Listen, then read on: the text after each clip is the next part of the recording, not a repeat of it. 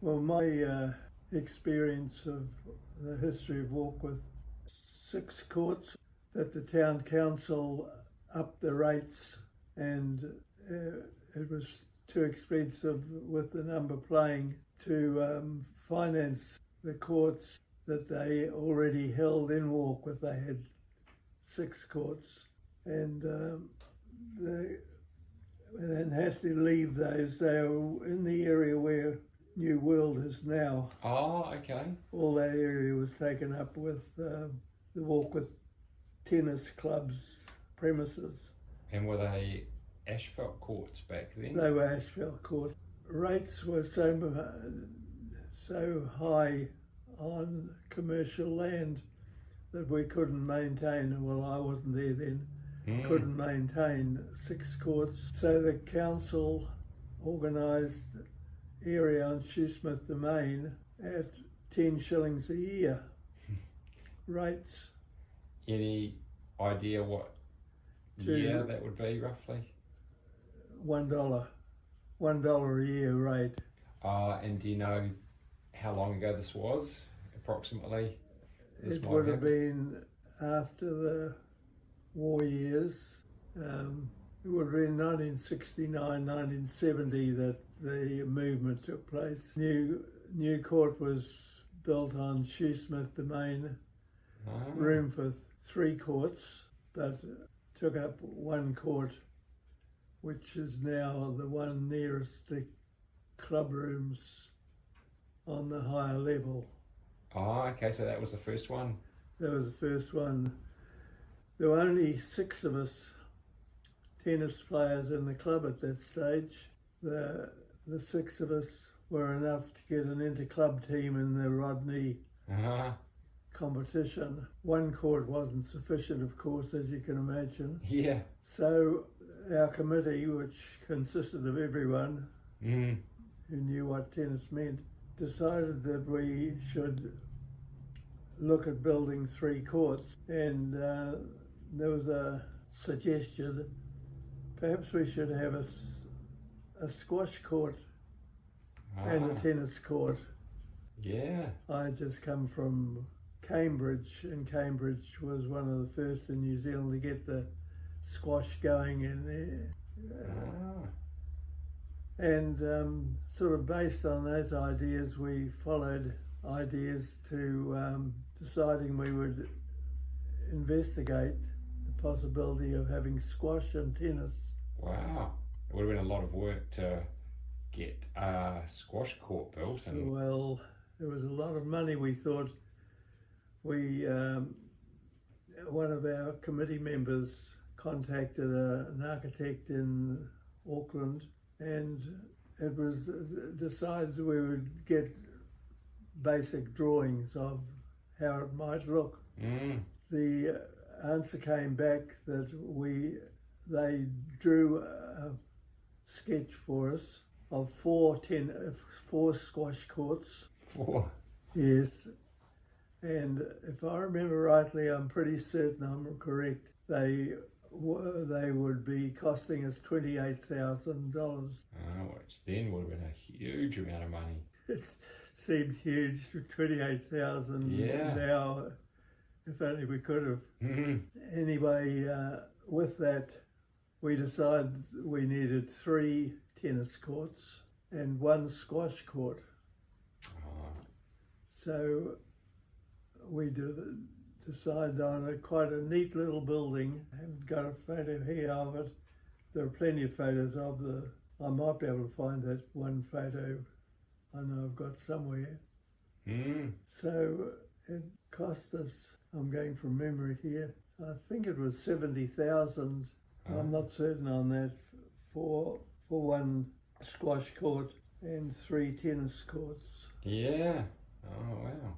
Well, that's an important part of history, especially for our squash players, that they'll be able to share that about how you were one of the group that created squash. So that's an important part of our history.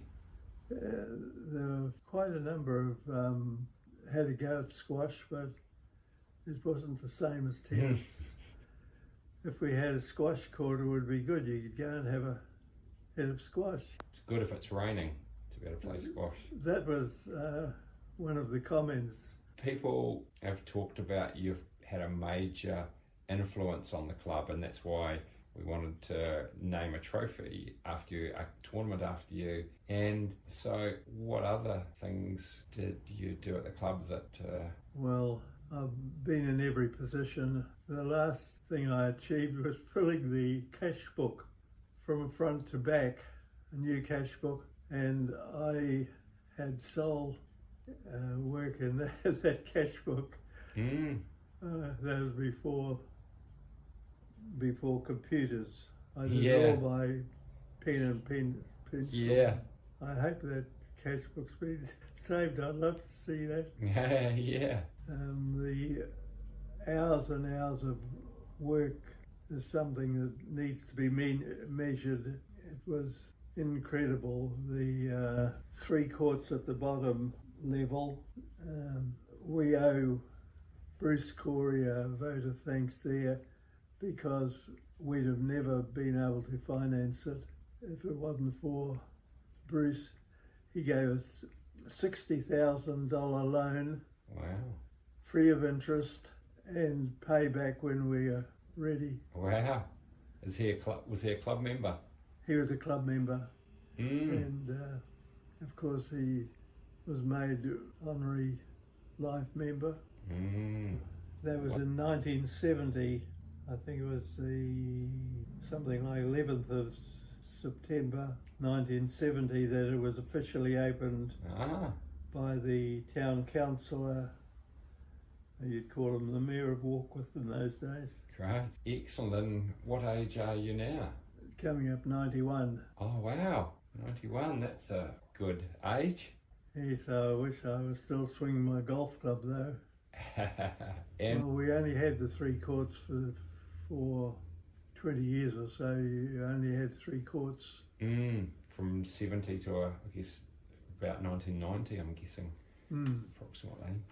And we had the 1 court, was labelled number 1, and then 1, 2, 3, just starting at the club rooms and going up the hill, 1, 2, 3, and then down lower level, 4, 5 and 6, and they weren't changed. Oh, so 1, 2 and 3 were always the top courts? Yes, yeah. So was number 1 court the closest to the clubhouse at the top? Yeah. We had no club rooms when the 3rd court was built. We only had the one for the squash. And it was a long time before we actually got into gear and was able to form a committee who was willing to get into making courts 4, 5 and 6. There's quite a story to, we made concrete courts first. And the committee at that time, I don't know whether there was inexperience or what, but the 3 bottom courts were concrete, but they were built wrongly. They started on the river end and sloped to, no, I'm not certain. I've only had 2 years, and those are 2 years that I had a spell and got myself set up into golf. And anyway, it was on one plane, whether it was from the river end sloping 1 in 30 or whatever the was, and that went to the drainage along where the cars are parked now and the billboards are showing. That was drained there and drained right past the club rooms, right beside the club rooms, and all the way to the river. So the slope was, I don't know the measures. Was there too much slope? Did it need to be flatter? Was it too much of an angle? No, it was the right measurements. okay. but it was on a total plane from one end to the other. So if you were serving from the higher end, you'd be serving downhill to the, I think it was a basic error. I don't know how that happened. Oh, so it would make quite a difference if you're serving down a hill, then it would be harder than if you're serving up. Yeah, all tennis courts have got to be from the centre net line. You have that 1 in 30 or 1 in whatever it is to the baseline on each end. Right, didn't know So that. that's where we were done for if we hadn't had Bruce Corey come and save us. So the courts were already built, so did you have to dig them up? They had to be well, one end, because one end was correct, so only one end had to be one of them where the plane went right down there. Okay. This end was saved. Okay. Yeah. This end, you had to go up where the cars are parked, dig a, I can't think of the word I want. Dig a sort of a channel or a hole to put it down lower. You can see where those, the back of it, I don't know, I haven't been to the courts for so long now. But the drainage was at the end that was... Oh, okay. Yeah, so they adjusted it so that it was both a slope, sort of a minor slope. Yeah. Oh, that's interesting. So. And underneath the grass laid in the middle, there is a drainage hole. Oh, okay. All right. Well, that's very interesting just to know a little bit about the history. So that's really fascinating and important for us to capture that. We had no money virtually, and only a couple of people who had money which was very thankfully just loaned to us. We paid all our loan back. How did you earn the money to pay off the loan? Now this is the part where the tennis club really got itself known. It became very party orientated, and well, if I started on going through the social life we had raising money, we'd be here for a couple of days. Wow. The social life really took a turn for the better. People joined the club because it was such a social club. Oh, and did you have club rooms by then? When we had one court built on the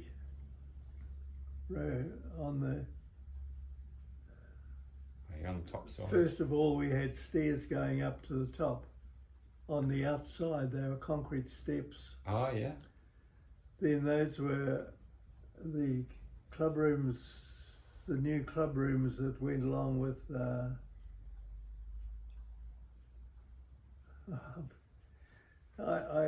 my mind's jumping from one thing to the other because there's so many things happen. Yeah.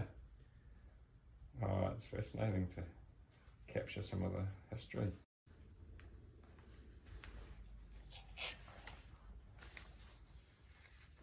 Oh, there it is. This is the final of It's in the Bag. We used the words in the bag, and we ran it in the town hall. We had half the town of Warkworth there. Wow. And how we got away with using the name It's in the Bag, I don't know. So we had locals doing the final prize, and they'd only just come in then. Was a microwave. Oh, yeah. And bet hardly one or two people would ever have seen a microwave in their own home at that stage. Mm. And we made about 6,000 out of that. Oh, wow. We had, with parents' permission, teenage girls who had their photos taken and were on the counter of about 10 or 12 stores in Warkworth. Ah. And if you wanted to vote for one of those girls, you put money in the jar. Mm. You might see my mathematics there somewhere. How I worked out how many points each girl got based on the votes that people put. Oh, yeah.